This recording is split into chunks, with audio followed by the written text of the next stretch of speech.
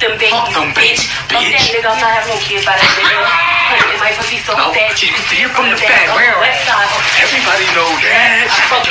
Yup. Tell that pussy on the ring, money on his book, me in the pit. Fuck your baby daddy, pay my ring. Bitch, and I'm gonna push her right now, bitch. Push her right now. I'll push her right now, bitch. I'll push her right now. I'll push it, bitch. I'll push it.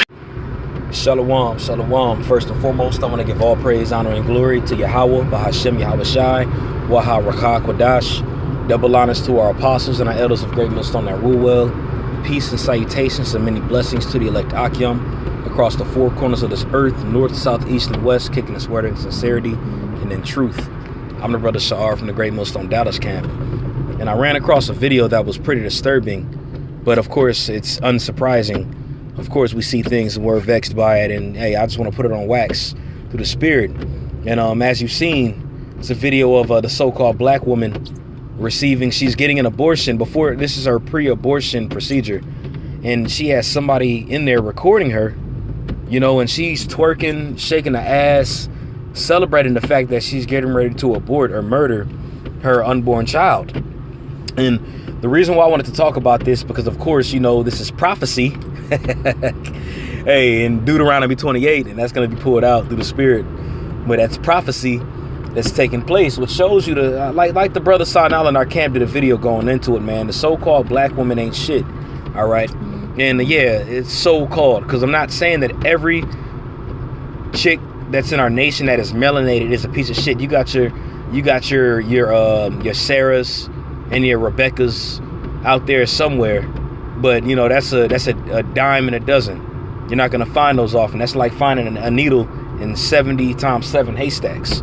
Okay, but when it comes to the so-called black woman in a whole, Eve, it shows you that, you know, she's carnal, she's worldly, she doesn't care about the life of her children, and it's vexing. But it goes to the scriptures.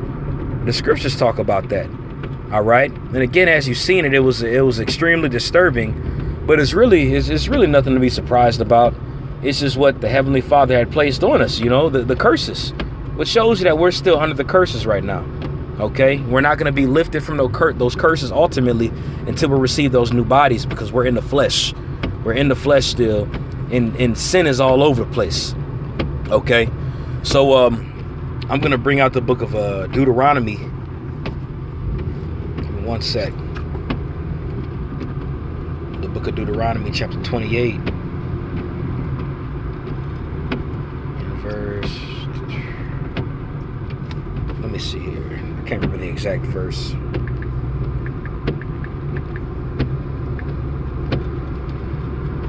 This is Deuteronomy chapter 28 and verse 55. I'm sorry, verse 54. And it reads, so that the man that is tender, and if you hear the noise, Salaki, I'm driving right now. This is in transit, okay? So it says, so that the man that is tender amongst you and very delicate, his eyes shall be evil toward his brother. And you see that every time you're in a hood, you see that. All right, so if you step foot in the hood, you see that. Okay, it's not hidden. You go on World Star, you see that. Okay, and there's a lot more other examples that could be brought out, but I'm going to get to the point. And toward the wife of his bosom, and toward the remnant of his children, which he shall leave. Okay, and that's what you see when it comes to this, the father going in jail or whatever, selling drugs, popping these women and having children, and he's not there in a scenario that goes into that. Okay, and verse 55 says, so that he will not give any of them of the flesh of his children whom he shall eat, because he hath nothing left in the siege and in the straitness, which is pretty much hardships, wherein thine enemies shall distress thee in all thy gates. Verse 56, this is the key point. The tender and delicate woman amongst you, which will not adventure to set the sole of her foot upon the ground for her delicateness and tenderness, her eyes shall be evil toward the husband of her bosom. Look, I'm sorry, I'm driving, and it's an asshole that just almost crashed into me just now, man. That's Satan. Like, literally, like, it's a one-person lane. And it's just these people are crazy out here, man. These people are utterly insane here in Babylon. Utterly insane and don't have a care for anything. Careless as hell. All right, so verse 56, the tender and delicate woman amongst you, which would not have ventured to set the sole of her foot upon the ground for delicateness and tenderness.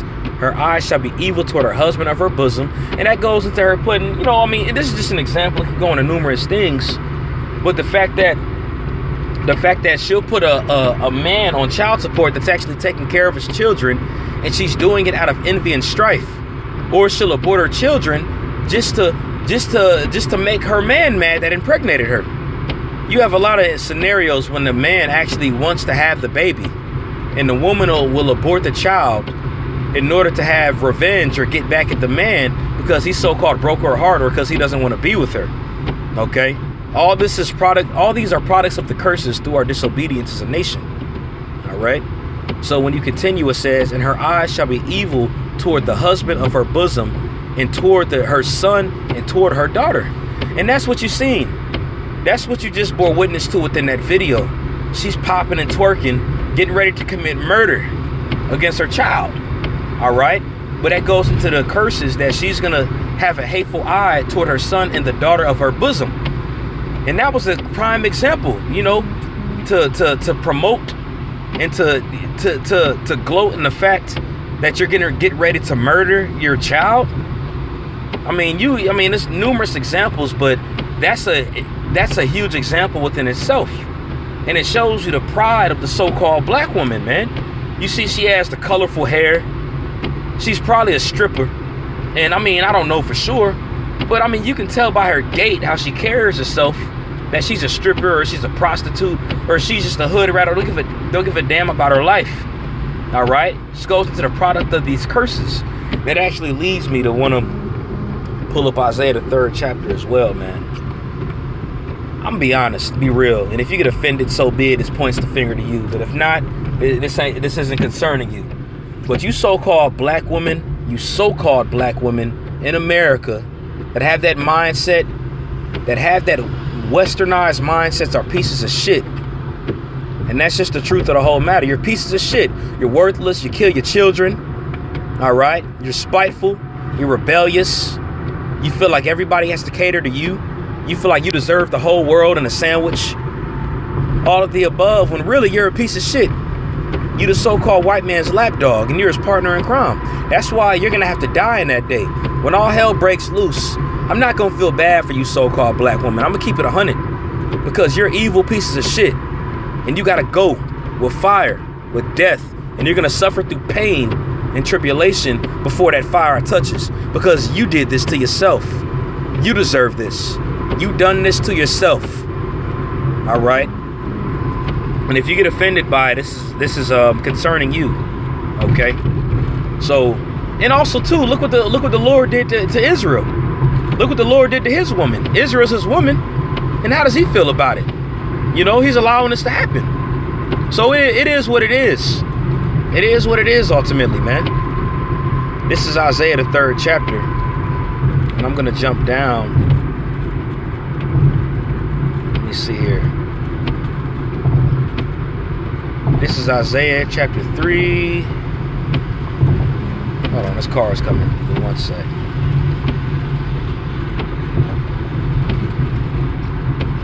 This is Isaiah chapter 3.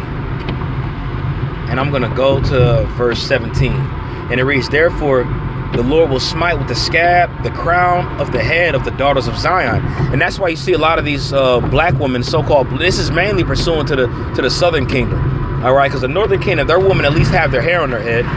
All right. But the southern kingdom's woman, she has to get weave. And when she takes her weave off or her wig off, it looks terrible. But again, that goes according to the curses. All right. But it says, therefore the Lord will smite with the scab the crown on the head, the daughters of Zion. And the Lord will discover their secret parts.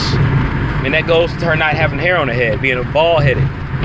All right. And that day, the Lord will take away the bravery of their tinkling ornaments about their feet, and their cauls and the round tires like a moon, and the chains and bracelets and mufflers, the bonnets and the ornaments on their legs, and the headbands, and the tablets and the earrings. Okay, so our woman, when you go to the woman in her beautiful state, a woman in her glory, I should say, when she had hair on her head, all right, she was the so-called black woman Eve, really the nation of Israel within herself, like the women of the daughters of Zion. They were beautiful and they were comely to look at. They had ornaments on their feet. They had jewels on their head. They were beautiful. They were some of the most beautiful. They were the most beautiful woman on the planet Earth. And the Lord has stripped all that away. That's why you don't see that no more. All right. And also, too, when you read it in Ezekiel, the 36th chapter, he had liked that to Israel and saying he had decked us with all these things, you know, and we were still rebellious. So when you look at the so-called black woman, when you look at, I don't even just want to put her in this, but just the Israelite woman in the whole, you look at what the Lord had really done to the nation within itself, you know.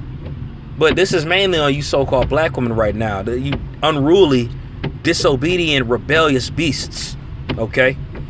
It says the changeable suits of apparel and the mantles and the wimples and the crisping pins, the glasses and the fine linen and the hoods and the veils, and that veil is the coverings, because they would cover themselves back then, because when you look at a woman, she's not supposed to be heavily promoted. Her secret parts aren't supposed to be shown.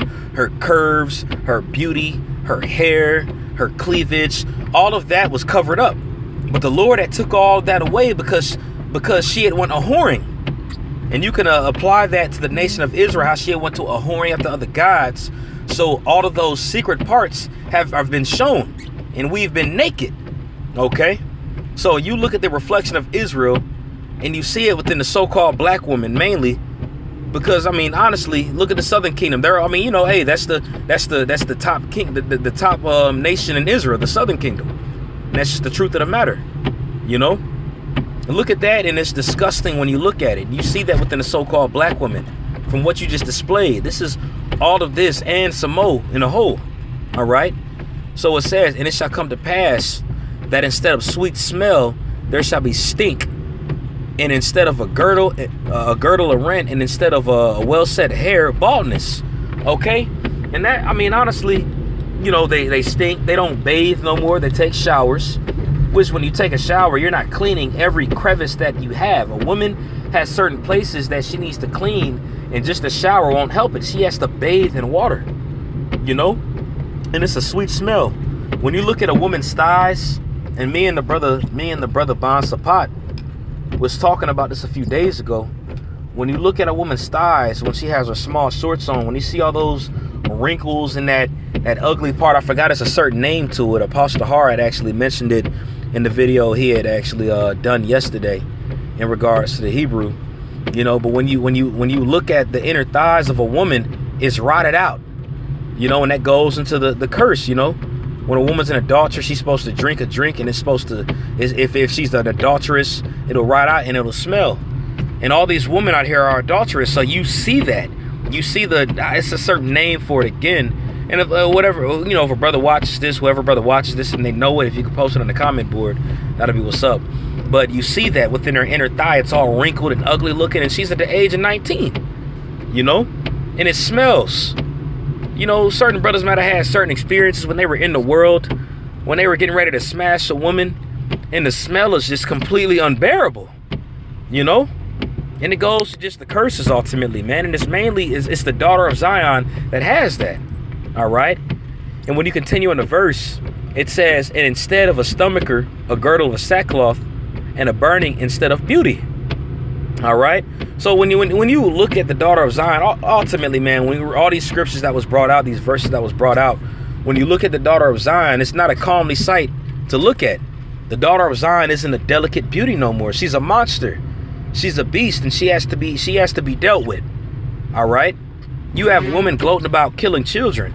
Like, that's a big deal. And in her mind, she'll find a way to justify it and say, well, he technically wasn't alive anyway, because that's actually out there now. When you look it up, they'll tell you that a fetus that's in the womb isn't technically alive yet, so you can kill it.